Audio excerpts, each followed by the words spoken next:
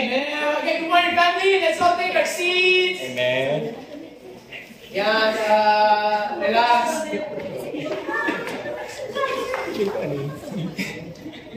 Amen. Well, everyone, thank you, Kia, for sharing your heart.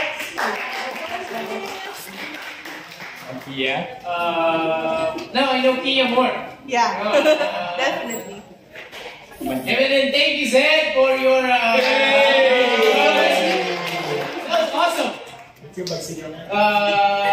He's full of zeal, so thank you, bro. Thank you for taking all our money. Amen. Amen. And let's pray before we get into the word, guys. Heavenly Father, Panginoon, maraming salamat for this time that we can hear your words, God. God, please remove me out of the way. Let your word be preached, God. And, Yes, God. be received by the people, not me, Father God. I'm a sinful man, Father. I don't want to be a hindrance, Father God, for what you want to do, Father God, for our lives. Please help us, Father God, as we hear your words. Help us, Father, to repent. Help us to change. Yes. Help us to make it to heaven one day, God. Make this lesson, Father. Help us to really be faithful to you, Father, no matter what. We love you. In Jesus' name we pray. Amen. Amen. What an honor to preach, guys, every Sunday. It's one of the privileges. You know, I've never imagined before. Actually, I imagined. But I've never, sa mga pinagagawa ko sa buhay, I've never imagined that I'll be a minister, I'll be a preacher. Pero even nung nasa Pentecostal church pa lang ako, minsan, ini-imitate ko yung pastor na nagpipreach. And sometimes, pridefully, I say that I can do better than that. It's like, siguro pag nag-practice lang ako ng more, and now I get to like, every Sunday. Sometimes sabi ko, si Royce na lang kayo mag-preach sa Sunday. Guys, Tito Ron lang kayo mag-preach on Sunday. And I started by and sabi, no bro, you gotta preach on Sunday. And so, I'm gonna preach. Okay na ba? I'm gonna preach today? Yes! Preach all the way. Yes. One kaya? Dapat pala hindi ako kumanta ng malakas kasi... Yeah. Amen, bro. Bago lang ako. Yeah. Anyway, amen. Today we're gonna talk about love. Wow. Ang paboritong topic ng buong mundo is pag-ibig. Uy, Lord, salamat. Issue, let's go. Sanitize yan. Also, if you could turn with me in John chapter 13.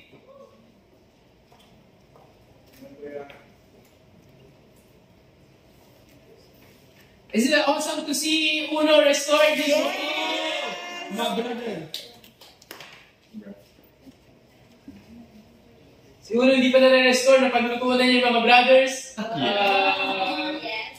He's been in the household and he's been loving it. He's been out sharing his faith. So, to be honest, when Uno got restored, he actually has been restored maybe like 2 weeks ago. Yeah. Yeah. But to us, the church, he got restored today. It's one of the most awesome feelings that God gave you a chance to go back. Yeah. Now, I don't want to encourage you to fall away, man. It's worse. And believe me, guys, when you fall away, it's just really God's grace. Yeah. If makakabalik ka. Because some people doesn't really have the chance to go back.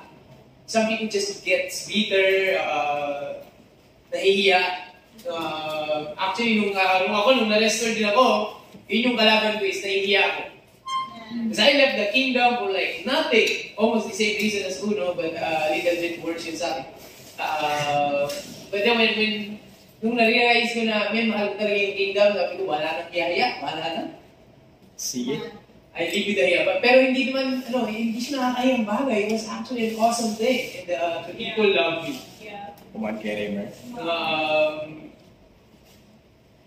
And that's what led me to go back. It's really the love of the disciples. So, what an honor to talk about John chapter 13, verse 31. When he was gone, Jesus said, now the Son of Man is glorified. God is glorified in him. Wow. Verse 31. Verse 32. If God is glorified in him, God will glorify the Son in himself and will glorify him at once. Verse 30, my children, I will be with you only a little longer. You will look for me, and just as I told the Jews, I tell you now where I am going, you cannot come. A new command I give you. Love one another. As I have loved you, so you must love one another. By this, everyone will know that you are my disciples, if you love one another. You know, here Jesus understands the time. After Judas left, the Bible says when he was gone, so si Judas yung umalis na yun, Jesus fully understood that it's coming now. I'm about to die. Jesus was ready to face the cross. And he understood that this time has come and he has to leave lahat ng mga disciple. Alam niya na naiiwan niya, mamamatay siya, and alam niya na hindi makakasama yung mga disciple sa kanya. And then after that, he said, my children. Do you imagine that? Your best friend calls you, my children. Now Jesus was speaking on a father's point of view. Now if you're dad, like si Tito Ronnie, and bagong daddy si Kuya Jarvie.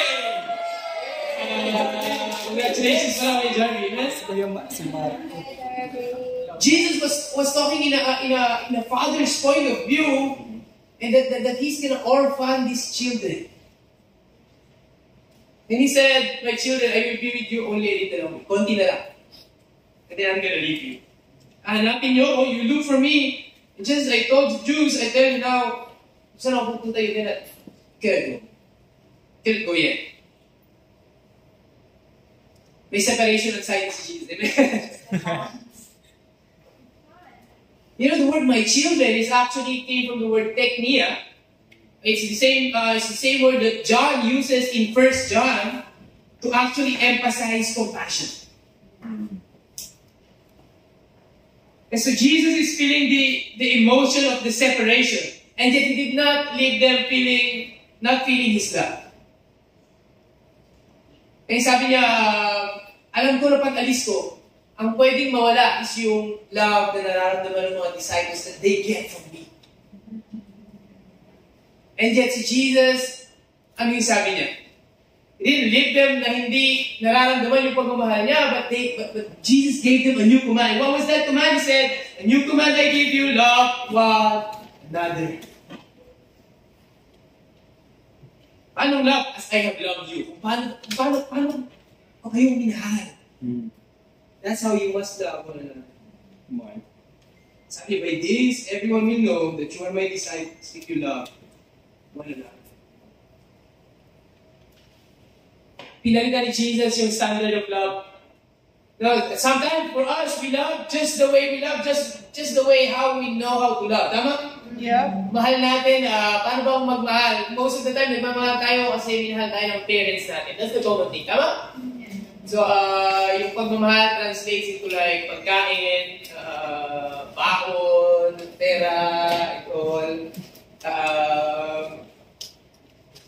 Ganun natin, natutunan yung pagmamahal. And si Jesus dito, binato niya yung standard of love. The way I treated you should be the way that you must love one another. Kasi to continually experience Jesus' love, gusto mo maranasan kung gano'n ka kamahal ni Jesus, you look at your brother and sister. Yeah. We need to love the way Jesus did. And all of us must decide to love the way Jesus did. And what kind of love was Jesus' love for every one of us? It was an unconditional love. It's not a love kapag may pagkain. It's not a love kapag may girlfriend or boyfriend. It's not the kind of love. It's not the kind of love kapag okay lang kayo. But it's a love that goes beyond pain. Wow. Love that goes beyond distance. Love that goes beyond differences. Love that goes beyond whatever it is that we've been going through. You see, yung pagmamahal pala ni Jesus, makikita natin sa isa't isa. As we decide all to love. Ngayon, yung mga apostles, for sure they have seen kung paano magmahal si Jesus. In Mark chapter 3, nasa beginning si Jesus yung ministry niya, and sabi ni, dumating yung parents ni Jesus, ano yung sabi ni Jesus? Who are my mother and my brother and my sisters? Those who does the will of my Father, aka these disciples around me, who does the will of my Father, is my brother. Jesus treated the disciples, his disciples, as his own family, more than his physical family. In the feeding of 5,000 people, more than 5,000 people ate. And then how many were left? 12 basket full. Paano yung 12 basket full na yun? One for each disciple. And sino yung hindi kumain? Si Jesus. Come on. Jesus gave the love, and the disciples felt how Jesus loved them. Isang basket yung kinain ng kada disciple, busog sila nun for sure, man. And then recently, before this, Jesus washed everybody's feet. He served them. But I believe that they will fully understand kung gaano sila kamahal ni Jesus when Jesus went through the cross to do it for them. And yet God knew that disciples will need each other. Today, the title of our lesson, simply, Hello, Love, Again.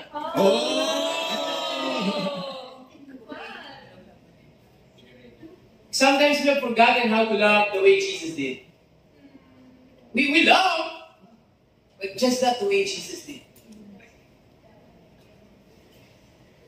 See, family, there is no surviving this discipleship without true relationship. Without a true relationship with each other. Without the love that Jesus gave to each and every one of us, that we also must emulate. And it will be a painful discipleship. No, if hindi tayo maging magaling sa pag-build ng relationship with each other. You know, sometimes, because we are all sinners, amen?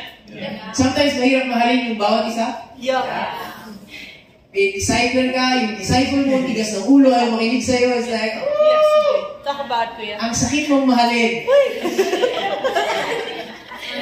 Sorry, Kyle.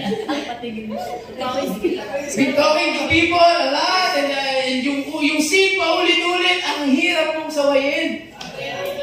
Sorry, Kyle.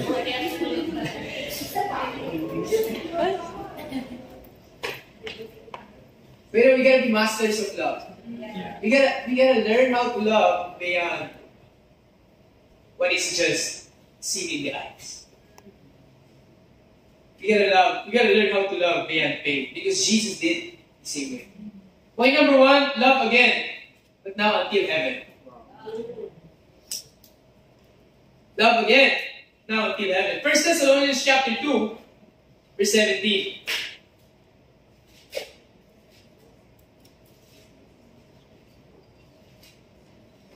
Come on, bro. 1 Thessalonians chapter 2. If hindi nyo makita yung 1 Thessalonians, pagdana po siya ng Colossians. Basta nasa between Genesis and Revelation lang siya. Sige. Yeah. Verse 17. Page 20. Chapter 2, verse 17. The Bible says here, but brothers and sisters, when we were orphaned by being separated from you for a short time in person, not in talk, out of our intense longing, we made every effort to see you. For we wanted to come to you. Certainly I, Paul, did again and again. But Satan blocked our way. For what is our hope, our joy, or the ground in which we will glory in the presence of our Lord Jesus when He comes? Is it not you? Indeed, you are our glory and joy. Point number one, love again, now until heaven. See, I love because Paul's ministry in Thessalonica is just a matter of 2 to 3 weeks. Ganun lang kahaba. I've been here in Naga for like 3 to 4 months now. And Come on. I've been enjoying it. But I feel like it's still very short. Yeah. 3 to 4 months. Well, Paul here is just 2 to 3 weeks. Can you imagine, he planted a chair, after 3 weeks he left. What would really feel, tama? And yet, ano yung relationship na meron si Paul with the Thessalonian church? He said, we were orphaned by being separated from you. It felt like iniwan siya ng nanay at tatay. Yun yung pakiramdam. It felt like fatherless and motherless, not being with you. Did you imagine the love that was built on that short span of time? And it's crazy because Paul was supposed to be the father. And yet he was the one who felt orphaned by them. You know, one thing that I've been learning in my discipleship, especially in leadership, is having great relationship with the elder people. Yeah. Though we have a great relationship with Tito Ronnie and Tita Rachel, they're not too old, guys. They're not too old. Sing lakas pa ni Roniel si Tito Ronnie. Sabay tayo sa basketball. But we gotta have great relationship. What I understood from this scripture is that Paul actually had great relationship with the elders. Why? Because he felt orphaned. So imbis na siya yung maging tatay, actually parang naging tatay and nanay niya yung mga nasa Thessalonian church. And that's the kind of love that they have. You know, sometimes this is the best relationship we can have. Yung father and mother and you son and daughter kind of relationship. And I have a great relationship with my son. And he's gonna tell me, I don't want to go to Kids Kingdom today. I just want to go to church. And sabi niya, well, church is Kids Kingdom for you, boy. And we're talking. Yes, last night, it was crazy because it's like an adult conversation. Nilitid namin si Gray and si Cha mapunta sa Valens household. And then, pinupo ko si Ray Sarah, you sit here and you fasten the seatbelt. Then nag-drive ako dahan-dahan kasi nasa ako si Ray. And sabi ko, and I was talking to him like a real adult. And of course, he's not an adult, so he's gonna talk about like, I don't want to go to church tomorrow. I don't want to go to Kids Kingdom tomorrow. I just want to go to church. It's like with the titos and titas. Well, your titos and titas are your teachers in household. No, it's just Teacher Kai. I want to be with Tito Kai. And it was it was crazy. But I felt like yung nararamdaman ko is that, man, I love my son. I can talk to him at 2 years old. And he has a great relationship with me that he can actually tell me whatever he wants to tell me. Come on. You know, I feel like I am wanted by my son. I've been learning that how much he wants to play with me. I've been realizing how much he really wants to spend some time with me kapag nandun ako sa bahay. And it's the same relationship that Paul had with the Thessalonian church. That's the kind of love, that's the kind of relationship that he had, that he built in a span of 3 weeks. Wow. I remember nung nasa Manila ako, I have a great relationship with Tito Oliver and Tita Liz. Tito Oliver, nag-airsoft kami. Uy, sarap. He is 53 years old, but he's gonna shoot everyone. So, pinapahiram niya ako ng baril, so binabaril ko siya gamit yung baril niya. Si Jason Alejandro, I don't know if you know Jason Alejandro, but Jason is also 50 years old. And it's crazy because they are my disciples. It's like, what right do I have to teach my, to teach my, but you know what, we had such great friendship and great relationship. Come on. No, for us, we're such a young, ang dami nating mga young dito, man. So parang more than half of the church is actually younger. Campus and singles, mga nasa 20s. 21. And iba nasa teens. You know, we gotta learn how to build great relationship with our father and mother in the church. Yeah. For us, kami na ni Ina, man, I'm just 31, pero amen. But si Tito Ronnie and Tita Rachel, we gotta build great relationships with our titos and titas, our mommies and daddies, amen? In the kingdom. The same way that Paul built relationship with the Thessalonian church. And the Bible says that si Paul, he tries to come back to Thessalonica again and again. We know yung Thessalonian church. Actually, I feel bad for the Thessalonian church because sometimes pag nagsisinging God Bible study tayo, the Bereans were a more noble character than the Thessalonians. Parang always inferior to the Berean. But no, they're an awesome church. They were such a loving church that Paul has to write 2 books or 2 letters para sa kanila. Berean, wala silang book sa Bible. But they're such a loving church. And ano yung sinabi ni Paul at the end? Sabi niya, I tried again and again, and then Satan blocked our way. There's a lot of circumstances that's been happening and happening and happening and happening. That's why we cannot go back to Thessalonians. And yet, ano yung sabi ni Paul? Sabi niya, for what is our hope and our joy? Ano ba yung pag-asa namin and magiging kaligayahan namin?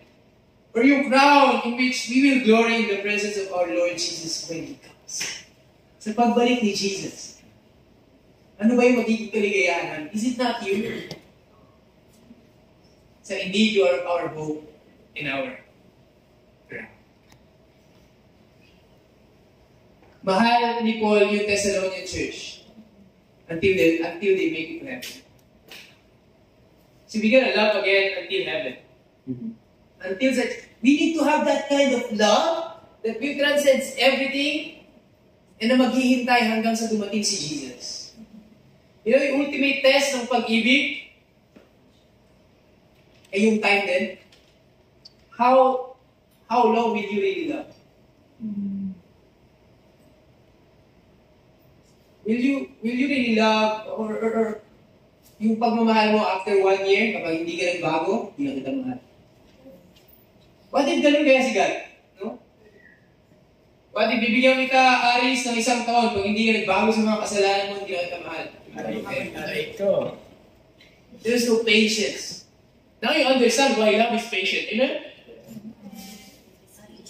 What if ganun kaya si God? Meron ka lang ultimatum, 3 mali ka lang.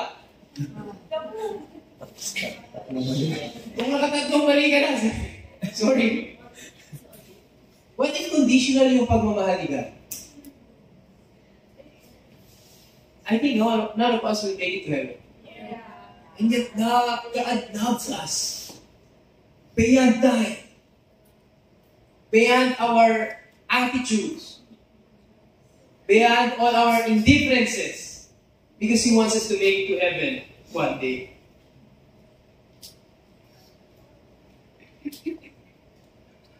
Paul was telling them how much he loved them, that it will be such a joyous moment of victory when Jesus comes. And nakikita niya yung Thessalonian church, paakyat ng langit. Wow. And he's gonna be very happy. Yes, they make it! Nakita ko si Brent, paakyat ng langit. Ay, nabutas yung cloud! Oh, nalaglag ng konti, pero makyat pa din. Nauntog. Come on, Brent. See, our relationship should be one of those that will lead to faithfulness to God until we make it to heaven. See, to love again and make it to heaven, we must let go of, number 1, pride. We can't be prideful. Yeah. Anyone that is prideful doesn't really love.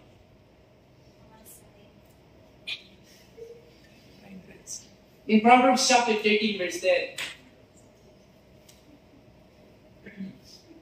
where there is strife, there is pride. But wisdom is found in those who take advice. Kasi kapag daw mayroong strife, yung hindi magandang feeling mo, also then there is pride. No, minsan kapag prickly yung D times natin, if someone is prideful, makinig. Matigas ang ulo. See, to love again, we must let go of our pride. Secondly, we gotta let go of our resentment. When you're being called out in your discipleship, and you're being called to be a disciple, to change something, to repent, don't be resentful. People are just concerned. Yeah. They love you. Yeah. Come on. They love you. Come on. Hindi ka naman sasabihin kung tama yung ginawa mo. Tama? Come on. Don't give an attitude when we're being called out. Let's become the most humble and most loving church. Because that's the only way that we'll make it to heaven one day. Love again make it to heaven. You know, I really appreciate the love that was shown to Mami Susan. Yeah. And I believe meron tayong video that was prepared. I think we're gonna upload it sa... Na-upload ba natin? Di ba po? Di ba? Can we make sure we upload it and everyone shares it? Amen. Let's upload that. I really appreciate yung love that was shown to Mami Susan. And she made it to heaven. Come on. And that's the goal. So we love until someone makes it to heaven. I can only imagine yung hirap na pupuntahan yung isang sister na may sakit. And you don't even know if makakausap mo ng maayos or... but you just go there because you simply love. That's the kind of love that we all need to have. You know, 2 years ago, actually almost 3 years ago now, Ina and I came from Cambodia, and believe me guys, we were very hurting. We're hurting and very hurting. We faced so much challenge sa Cambodia that we come back. I didn't even thought na when we minister to I thought I'm gonna come out of the ministry, wala na akong trabaho, naka-search na ako ng trabaho sa Job Street. We came hurting. And then, but you know what really helped us is the love that we felt from the disciples around. Balik namin, we had a relationship with the Carbonels, with Kuya Mark and Ate Micah. And I remember yung first tea time namin, there's just one scripture that was open. It's Matthew 28:18-20. Wow. I'll be with you to the very end of the age. And I remember, yung sinabi ni Kuya Mark, it's like, yung relationship natin, I thought we're gonna be disciple, I thought it's gonna be a crying moment, and how hurt it was, it's like, oh, okay lang yun. No, yung discipling na sa amin is just simply, ganito. You know, our D-time, our relationship is just because we wanted to make it to heaven. And because of that, we felt love, we felt believed in. You know, the fire in the ministry, amen? Amen. But I appreciate so much that my leaders want me to make it to heaven one day. And that should be our relationship with each other. We have to look at each other and hindi dapat tayo makontento na kailangan makita kita sa heaven. Dapat ganun yung maging attitude natin. It's like, gusto kitang makita sa heaven one day. Sige nga, tayo mo tingnan yung katabi mo. Bro, sis, gusto ko lang makita sa heaven one day.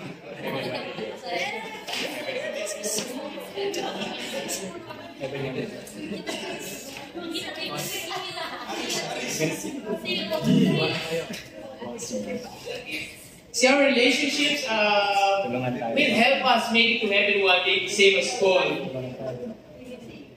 was doing with the Thessalonians. Come on, kaya Raymer. I remember yung mga relationships ko, my best friends. Come on.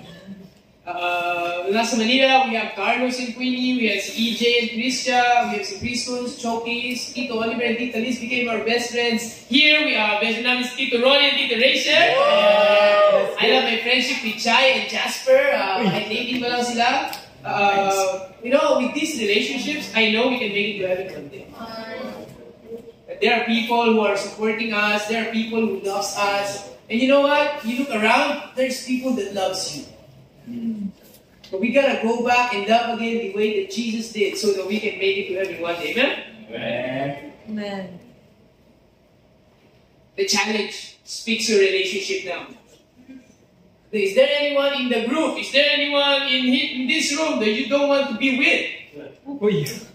Is there anyone in this room na pinatawag ko naman siya? Ayoko lang siyang kausapin.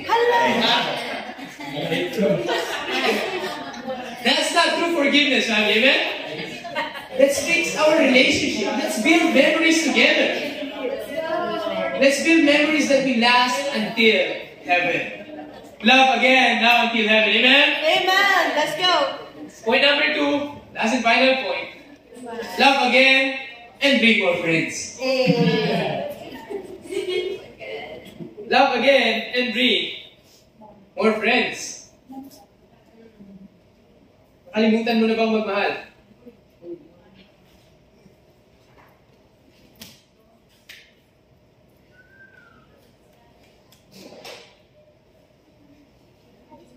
Turn with me in Luke chapter 5.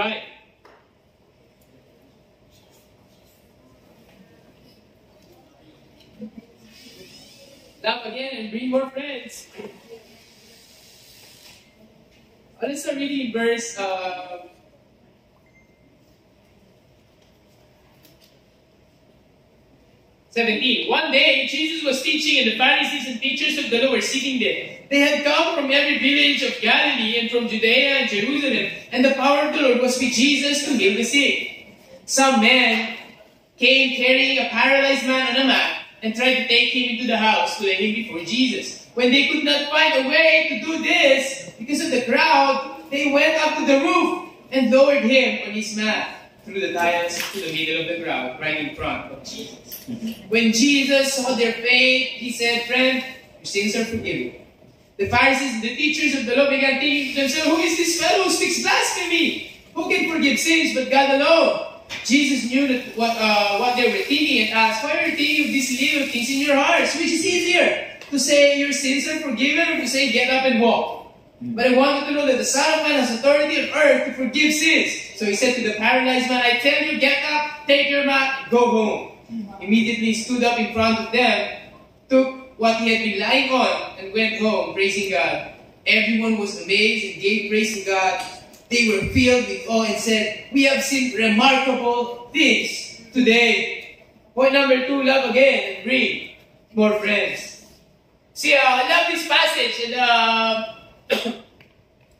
there's these guys, they were friends. They were carrying this guy, they want to bring it to Jesus. Now, sobrang daming tao, what happens? They can't find a way. Kung paano kaya Jesus mahihil yung friend natin na paralyzed na? You know, sometimes love will help you decide to do some crazy things. Yeah. Alam ko na, butasin natin yung bubuk. Isn't that a crazy thing to think?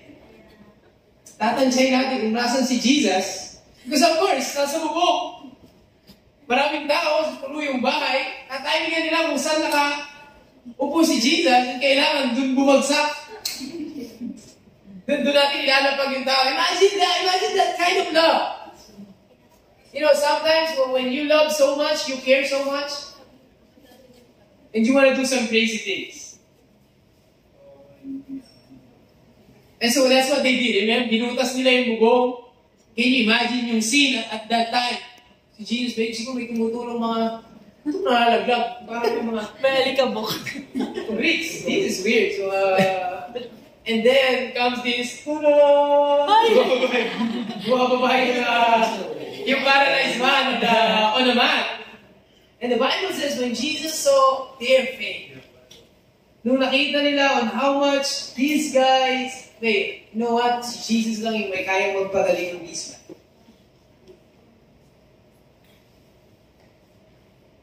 Come on.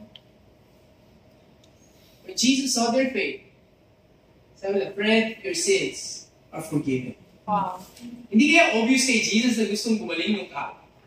It's like, Jesus, we brought you our friend because we wanted to heal him. Pero ginawa niya is he forgive their sins. Come on.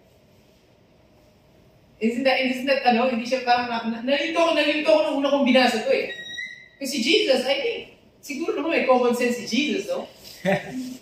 Pero bakit your sins are forgiven? But you know why? Because Jesus is more concerned about this man being forgiven of his sins more than his actual condition. More than him being paralyzed. Is yung soul niya was paralyzed. And that he's going to hell. Ano naman yung sense na nakakalakad ka nga, puro ka naman kasalanan? Ano ang sense na okay nga yung buong katawan mo and yet you're still going to hell? Sometimes it's okay to be paralyzed and yet be sure of going to heaven. But you know what prompted all of this? It's just the love of those 4 guys for this man. ganun lang kamahal yung friend nila that they had to bring it to Jesus. You gotta love again and bring more friends. What crazy thing are you thinking to bring someone to church?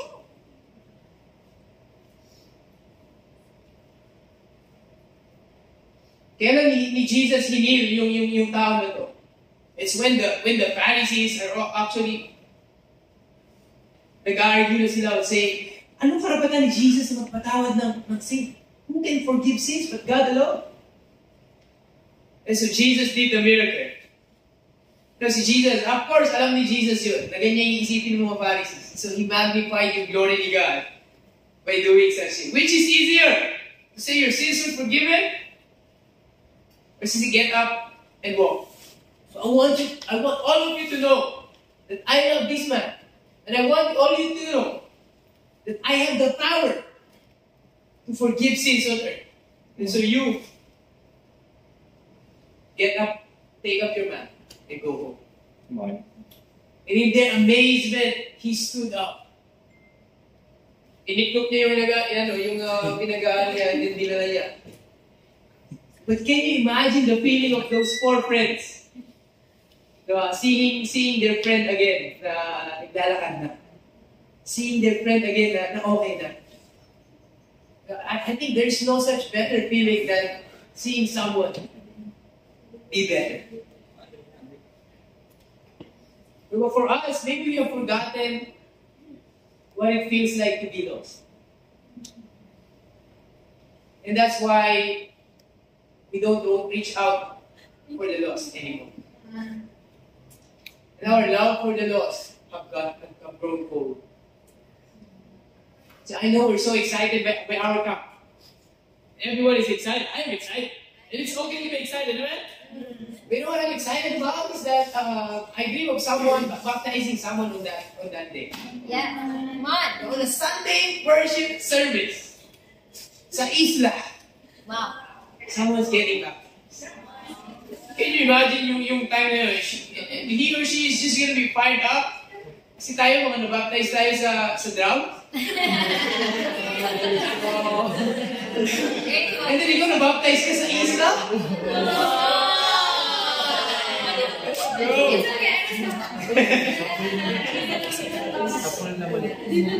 You know, family, we gotta go back in loving the lost. Because sometimes we gotta go back and think of who you are before you were a disciple. Yeah. So that you understand yung feeling ng pagiging lost. So that you also know yung feeling of how amazing it will be when this guy changes. I want to challenge every one of us to not let these next 2 weeks na hindi ka nakakapag-sit-in on a Bible study, na hindi ka nagdadala ng friends sa church, na hindi ka nakakamit ng someone sa plaza, kahit saan man, kahit sa trabaho mo, kahit sa school mo, and not bring them to church or study the Bible with them or share to them that you are a disciple of Jesus. Come on.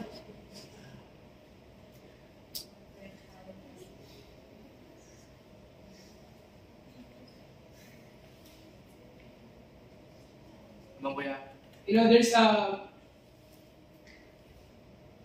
a video I watched on YouTube. And yung title niya is A Letter from Hell.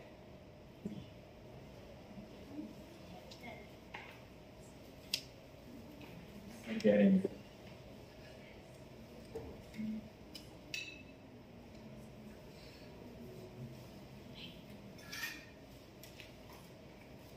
Ito yung sabi niya.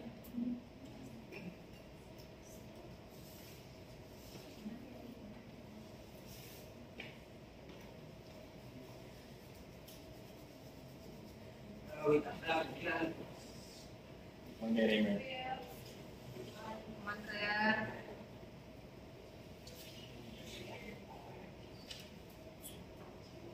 That introduction. There's a guy named Zach. Sabi niya, Dear Zach, I died today. So different than I thought, you see. I always thought that dying would bring me to a world that's foggy and hazy. But this place is crystal clear. It's even more real than my life on earth. I can think, I can talk, I could even feel.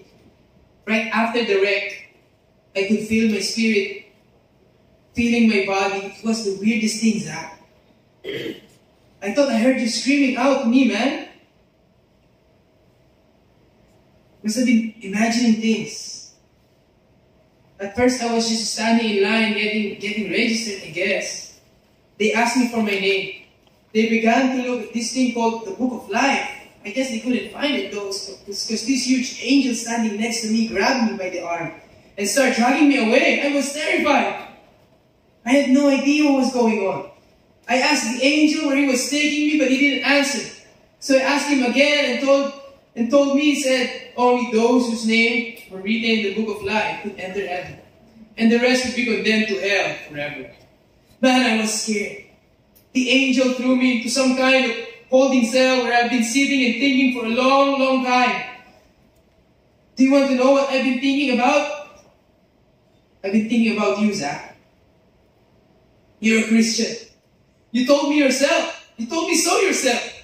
I mean, we talk about it 3 different times today. Kelly brought it up and you laughed it off. Coach Adams brought it up and you changed the subject. I mean, it came up before the wreck. And the question I can't forget out of my mind is, Zach, why haven't you ever told me how you become a Christian?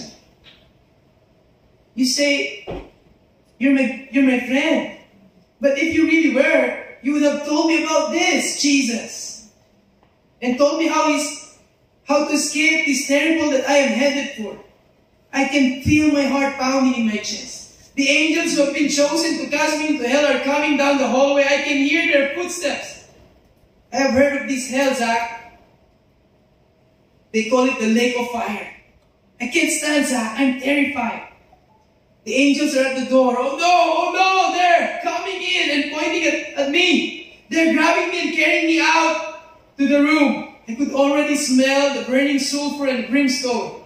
I can see the edge of the cliff where the hell burns. This is it. I am without hope. We're coming closer and closer and closer. My heart is bursting with fear. They're holding me over the flames. I am condemned forever. They have thrown me in fire. Pain! Hell! Why, Zach, didn't you ever tell me about Jesus? Signed, your friend, Josh.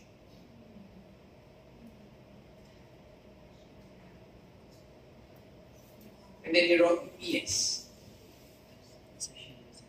Sabi niya, I wish you were here.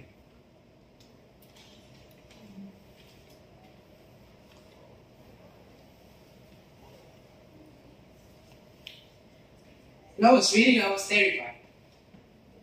What if this is real? That someone can write a letter from hell and send it to us? Will they say, why didn't you tell me you're a Christian? Why didn't you bring me to church?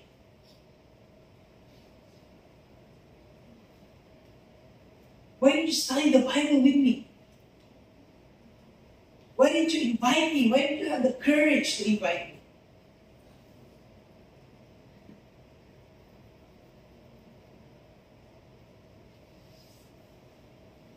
Because that's the most terrifying thing. It's your PS. Wish you were here. Yeah.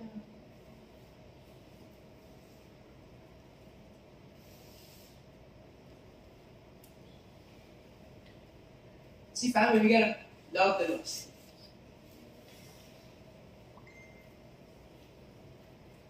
And I hope that this opens up our mind and our hearts to really seek and save those who we can seek and save. I hope that we don't get tired of our discipleship.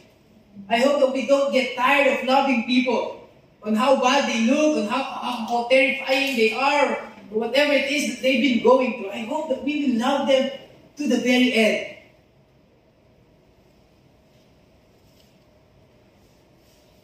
People are dying. There's so much people that's in darkness.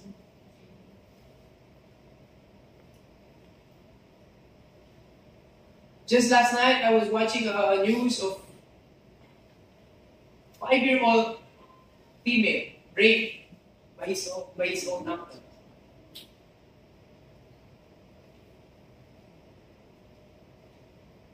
There's so much pain in this world. There is so much pain in this world. You know what's the key to help them? It's you and I. It's you and I loving the lost once again.